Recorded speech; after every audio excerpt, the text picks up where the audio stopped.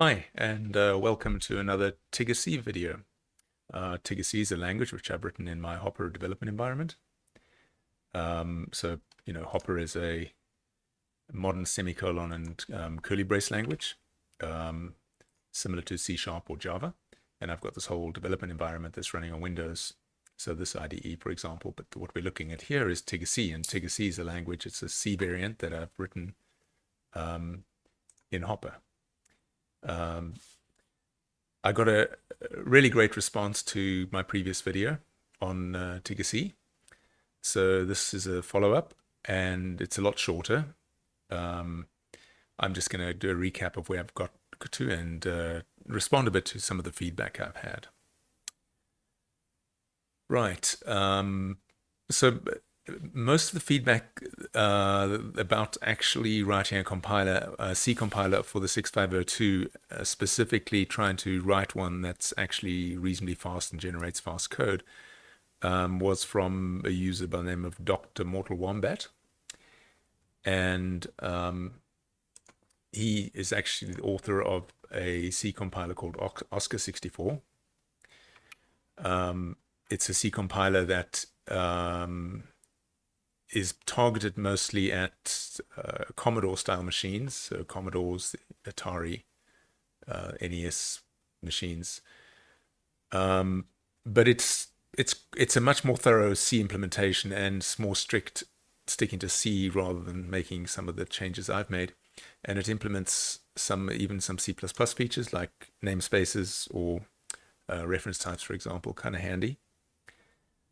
Anyway, he's been at it for a while, and I'll put a link to his compiler project in the description. So moving back to what I've been working on. So I'm going to quickly run the Civ benchmark again. I've got it all queued up, ready to go here. So let's just plug it in.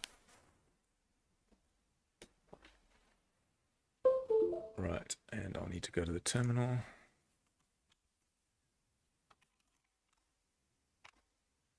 And then just reset this, start to run it again. So 10 iterations of the Civ benchmark. Now, in the last demonstration I did, it was coming in, I think, at about 4.5 seconds. So it's now coming in at just about 2 seconds. So based on what I was shooting for in my original benchmarks was to try and outperform the tools that were written by the wizards in the late 70s, early 80s. And obviously they didn't have the advantages we have today, like having an absolutely massive computer to write a development system on, which, they were trying to build the road while they were driving on it. And there's been a lot of progress in software development in this time too. But yeah, so I'm running at 2 seconds roughly, so multiply by 8 if you want to get it down to 1 megahertz. So it would be 16 seconds. Apple Pascal would have taken 160 seconds. Assembly on the Superboard would have been slightly faster than me. But, I'm a compiler. It's not hand-coded assembly. And then comparing to the 8086 machines, I'm now running like 3 times as fast as, say, Microsoft C was running on the very first IBM PCs. This is actually just before the IBM PCs. This is 1983. The PCs were 84. But it's on CP/M with Microsoft C or Unix with Microsoft C. So pretty happy with the performance of where, relative to what my original objective was. Then, like I said, the feedback I got was pretty great. So I took it to heart, and I've made the improvements from that feedback. And I also decided I should write a real sample that's more than just one of these tiny little benchmarks. And the sample I've written, I wrote 2 libraries. I wrote sort of a standard C string library, which is a lot of little functions, all the usual C string functions that you're familiar with. And then one of the things I wanted to do for a while is write a file system that works on this little I2C Serial EEPROM over here. So, file system that I could use later in the Hopper environment. So the Hopper runtime needs to have a file system on these boards of mine. So I wrote a file system, and I'll explain in a second how that works. I'm just going to pause to switch the EEPROMs. All right. Okay, I'm back again. I've changed the EEPROM. It's got my Tigger C EEPROM on board. Let's launch the terminal. And let's clear this disk.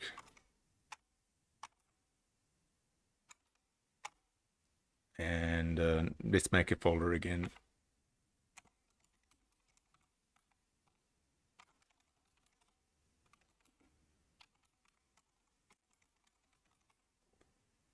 And my folder should be empty. Let me make myself a file. I haven't pasted into this serial console from the clipboard. Oh, that wasn't what I wanted. Try that again. Wrong key.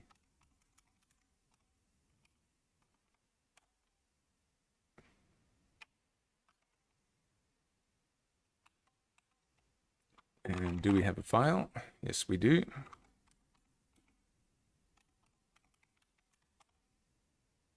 There we go. So we got a file on there. I mean, I can restart the machine, like reboot it, and we come back into our file system, and we've got a subfolder with a Tigger in it, so we can.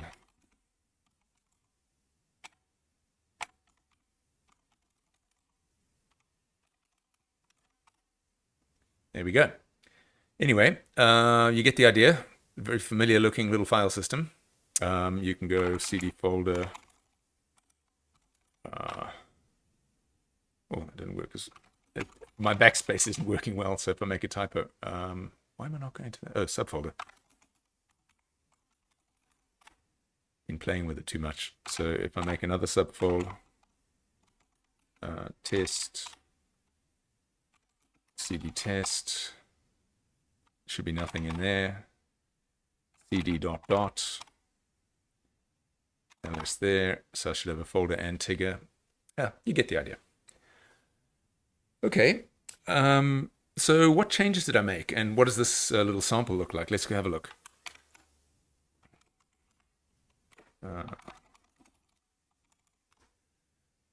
So it's it's bigger than the Civ benchmark or any of those other benchmarks, but it's still a pretty relatively small program. And all I really do with it is implement a couple of obvious commands like ls, mkdir, mkfs to format the drive. So there's a single instruction here to reformat the drive. And cat, I've got cat working, to either take something from the keyboard into the file or take the file to the console. And then each of those little functions is implemented using obviously cd, change directory, using the C style directory functions. What we're looking at here is all obviously Tigger C. This is all written in Tigger C. And so like directory, open dir, redir, it's all pretty much old school ANSI C. And the file APIs are all written in Tigger C as well. And they rely on two APIs to talk to the serial EEPROM. They rely on read page and write page.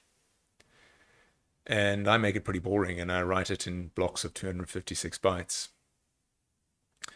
So let's go and have a look at the documentation for that. So on the GitHub repo, I've documented the APIs I've written for Tigger C. So it's got the usual serial APIs. Like I said, two APIs to read and write from the EEPROM, GPIO for playing with the IO ports, pins, and then timing. It's got millis, elapsed millis. I used these last time in the benchmarks, and then memory management, malloc and free. I added heap free. How much memory have you got free on the heap? Heap max. What's the biggest thing you can allocate without failing? All the string functions you can imagine. These were actually a good thing to write first to try and debug the language even further to fix bugs in Tigger C, is to write a C string C string library, because you can debug these all. I can debug all these on the emulator, whereas with the file system, I actually need to have the physical file on the I2C port. Character functions, as you would expect. It was fun, really fun to try and, because these are tiny functions, to try and make them as small as possible. These things are like 12 bytes long, 15 bytes long, and that's actually just straight from the compiler optimizing. Yeah, it's pretty cool how small they got. Because you not only want your code on the 6502 to be fast, you want it to be small as well. And then the file system APIs, if open, if close, if read, if write, all that. And then the directory ones as well, and iterating of directories, all that there. And then I've also documented the structure of my file system. So I'll link to this in the description below as well, below the video. But I wanted to, because I've implemented FAT16 on the RP2040 before as well. It's not the first time I've implemented a sort of a FAT style file system. But I wanted to do a couple of things to just not be flexible, but just go with the easiest possible option. So the EEPROM is 64K, and I sort of conceived that I would want to use a 128K EEPROM as well, and all I'll do to do that is make the pages twice as big, or double pages for each of them. So we could do that. It's kind of like sector size on a regular disk. We could just double this every time you make the EEPROM bigger, but the same structure would work, but you'd always be limited to only having 64 sectors, which means the maximum number of files you can have is 62, because the first two sectors are reserved. So page 1 is for something called the chain list, which is like your file allocation table. And page 2 is the root directory. So yeah, you could have 62 files if they were all in the root directory. Actually, you couldn't, because the root directory would need to overflow to multiple pages.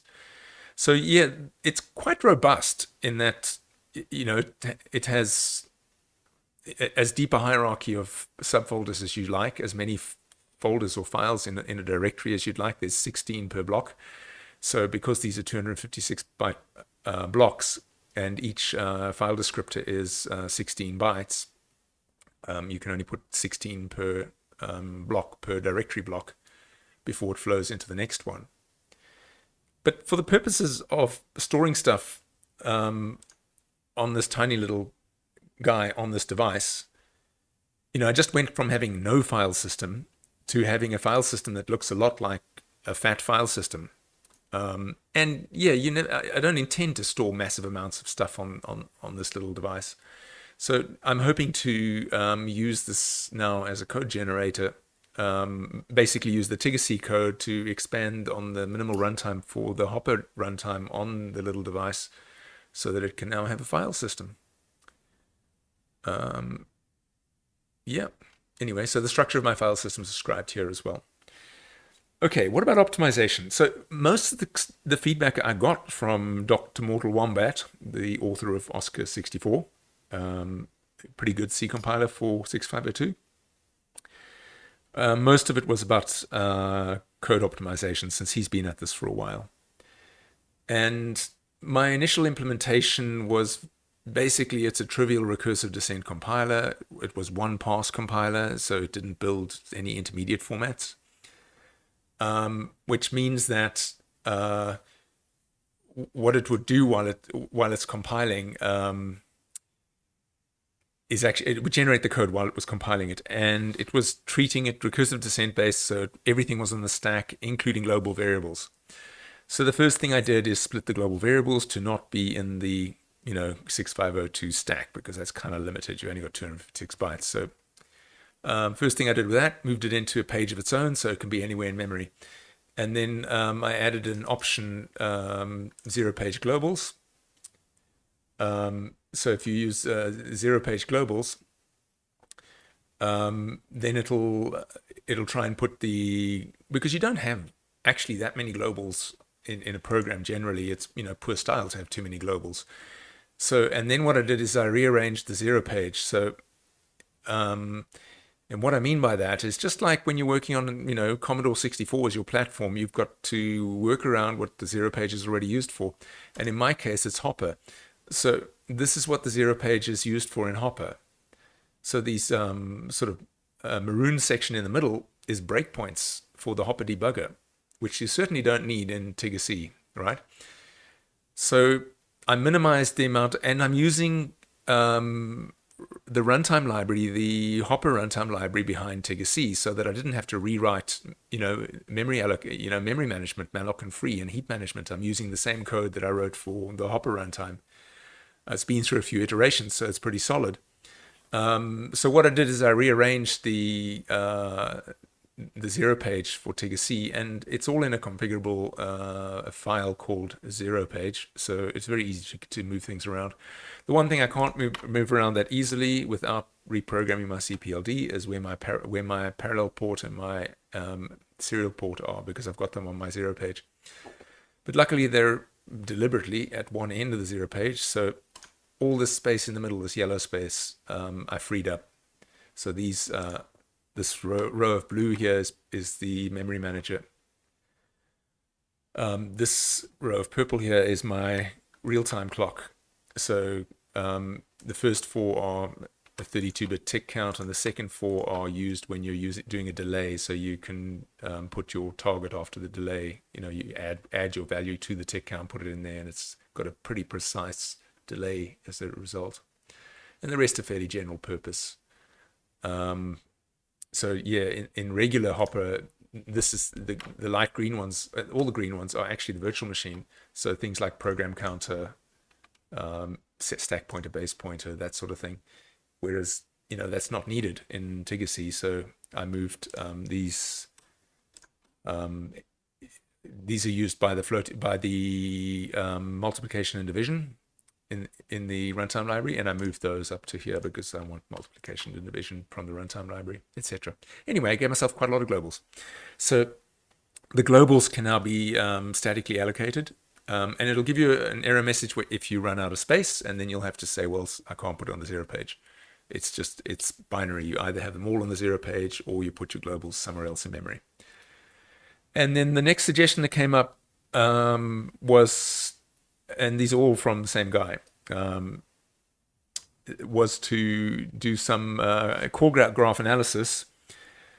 And what you're doing with call graph analysis is you're trying to find, you want to make sure that you don't have recursion or, circular calls, two things calling each other. And if you do that, you can put your local variables in the globals too. Yeah, and they won't stomp on each other if you've done the analysis correctly. And what I did is, as part of my debugging, if we go and look, let's switch to that. This is the Tigger C compiler generates this assembler format, which is the Hopper 6502 assembly format, which has got loops and if statements and things. Anyway, there's a big comment at the top of the file, which is actually the call graph analysis here, and it's got hints to me to say what this is all about. So this offset here is saying where it's starting to store the static space, and in this case it's not actually the variables inside the method, it's the arguments too. So that was the third thing I did, was to move the arguments, to make the arguments static based on the call graph analysis, if they could be, and it keeps going until it runs out of space. So obviously it needs to get all the globals in here, and then after that it tries to put locals, and then after that it tries to put arguments.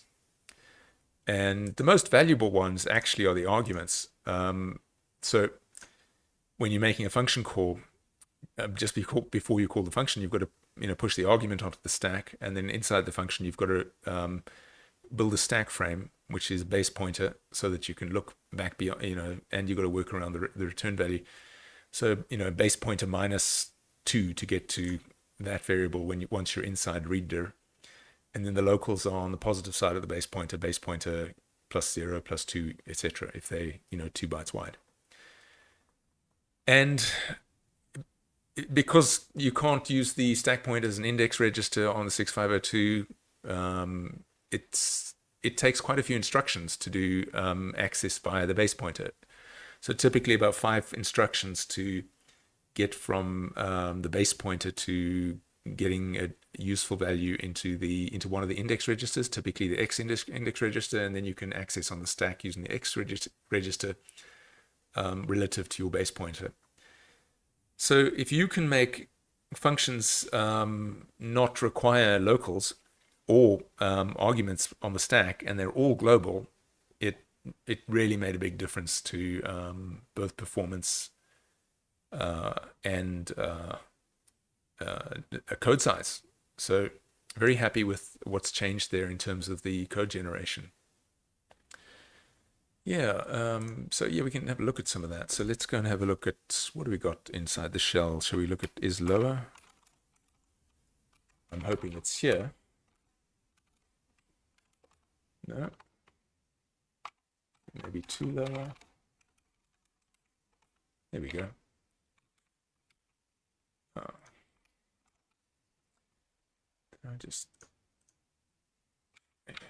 There we go, too lower. So this is too lower before it's completely optimized, and that also speaks to another thing. I got another bit of feedback about building an abstract syntax tree instead of generating code directly. And in a way, I do it sort of at a statement level. So that's what these are all here, and these have already been optimized. So they're not 6502 instructions. It's like push global, push, and this one here was a push global followed by an add. So 3 instructions got combined into one. And if we go and have a look at what the code was generated for that, here, that's the instructions for pushing 2 16-bit globals and adding them. It's very condensed. So it may not be an abstract syntax tree in the classic sense, but I then looked for combinations. What are the most common? And I've got plenty of room to carry on. Like I can do a push global less than. I could make that into a single instruction, which would get rid of all the pushing and popping in here and bring this down to the same sort of size as this. I just haven't got around to it yet. But we're in mem_move. So what were we looking at? Let's look at isUpper.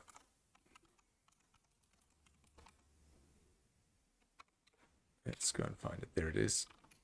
So that's what isUpper looks like when it's been through this, which is effectively a sort of grown-up version of a people optimizer, which takes these meta instructions and merges them before it generates code, and gets rid of obvious things like push followed by a pop.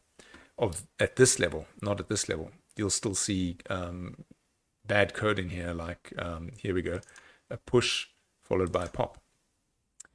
And I don't care about that because this will be followed up by the actual optimizer. And so that's what the actual optimizer will do. So that's the optimizer after the assembler has run. So that push and pop are gone now. So looking at this, eyeballing it, there's lots that could be done here. Like you don't have to do a TXA followed by an STA. You could just do an STX.